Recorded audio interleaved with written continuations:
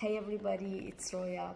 Today I wanted to share with you the realization I had, the pattern detection that I got to experience during this painting, which reminded me of a painting that I did around a year or two ago, which I put a link to, and there's an essay underneath that in the description box that is related to the things that I'm saying, which I really lived during this painting.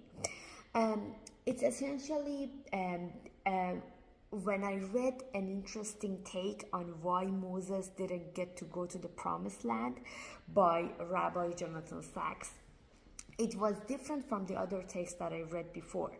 In other takes, it was mostly something about the fact that he committed the sin, he disrespected God's order, he used force instead of words, and so on and so forth. So the take was that was the punishment as a result of not obeying God's law, or the thing that God just told you to do. But Rabbi Jonathan Sacks' interpretation was essentially different. His take was that a leader responds to the moment instead of using a formula. That's the way to be a leader. And Moses failed to take into the account the 40 years of transformation, and he used his assumption as a formula and acted based on that. So he didn't take into account the 40 years of transformation. And because of at the beginning he used his staff to strike something, he used that assumption to act at that moment. But that was the slave mentality of the Israelites before the beginning of 40 years of wandering and building character for an independent people, to be able to respond, to demand from the moment the freedom that they've earned, and to be free to use their words, essentially.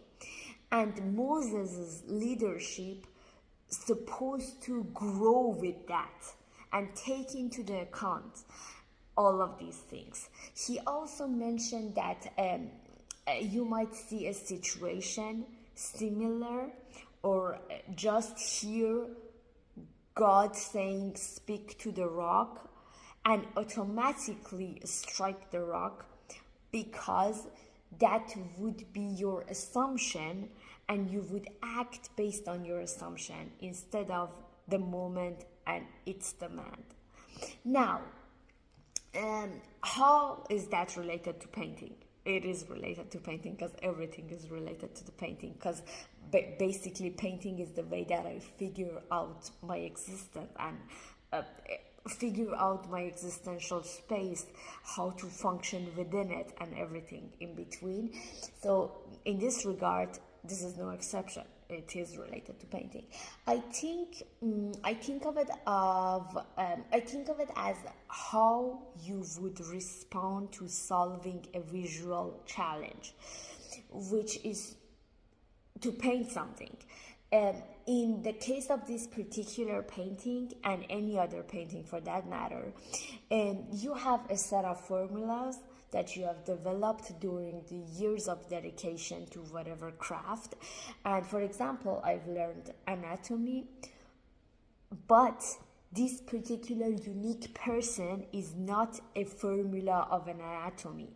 I have to take into the consideration this specific person and then upgrade my formula based on this person. So this unique individual is like no one else.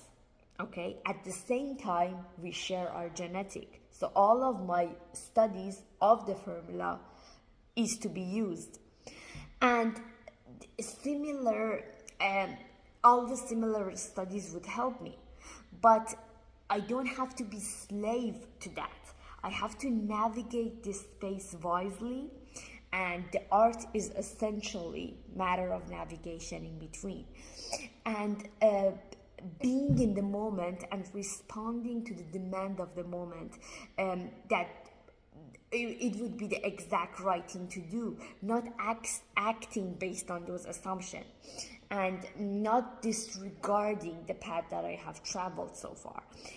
Which brings me to this question: is this a tragedy or punishment that Moses didn't get to go to the promised land? I would think no. It's only a punishment if we regard the destination as an ultimate goal, not the path, which is meaningful. A meaningful endeavor is dependent on the path that you're traveling. Destination is only one moment of the whole thing. So if we regard destination as the ultimate goal, ultimate meaningful thing, then yes, it's a tragedy, it's a punishment. But if we regard all the character buildings and all the meaningful things that were the result of the traveling, then it puts destination in its proper place. And I find that to be true. That reminds me of this particular Greek poet, Cavafy, and his poem, my favorite, Ithaca. Ithaca, he says, gave you the reason to travel. Ithaca gave you the marvelous journey. And without her, you wouldn't have to set out to travel. I strongly recommend that you go read the whole poem. It's magnificent. And when I paint, I don't know where it would end up. It might end up in the trash. It might end up in the gallery. It might end up in at somebody's wall. But in either case, I'm going through that transformative experience if I be there for it. And I will carry on that character building during that process for the rest of my life, forever. That could not be taken away. So it's not even possible for it to be wasted. It's not an option. And Promised Land, Ithaca, the result of the painting, there are the ways in which we build character and we risk freedom. And painting sets you up for existence. None of these depend on the destination. Destination is an excuse for the journey. And journey is the whole thing. Journey is where all of those meaningful things stem from. So let's paint.